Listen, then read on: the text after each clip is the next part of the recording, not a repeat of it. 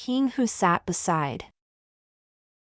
Once upon a time, in a peaceful kingdom, there lived a king loved by all. He was wise, just, and incredibly kind. He treated his people like family, never seeing himself as better than them. One bright morning, the king announced a grand feast. He invited everyone, rich or poor, young or old, to share a meal at the royal palace.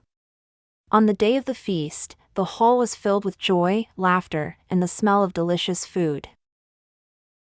Soon, all the chairs were taken. The people sat on mats on the floor, happy to be part of the celebration. When the king entered, he saw everyone sitting humbly on the ground.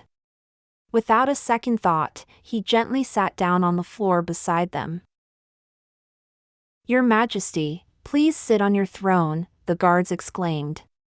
But the king smiled and replied, "No, these are my people. I will sit with them. I do not show inequality." The people were deeply moved.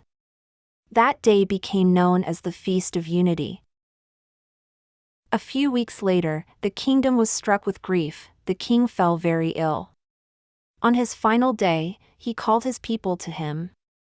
With a weak voice, he said, "Promise me, no matter who rules after me, remember to treat one another as equals.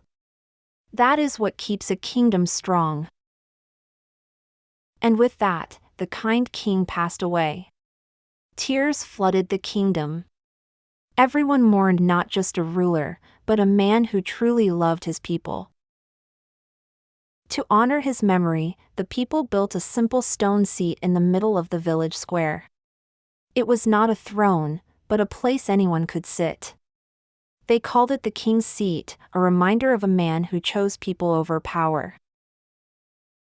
And every year, on the day of the Feast of Unity, the villagers would sit together.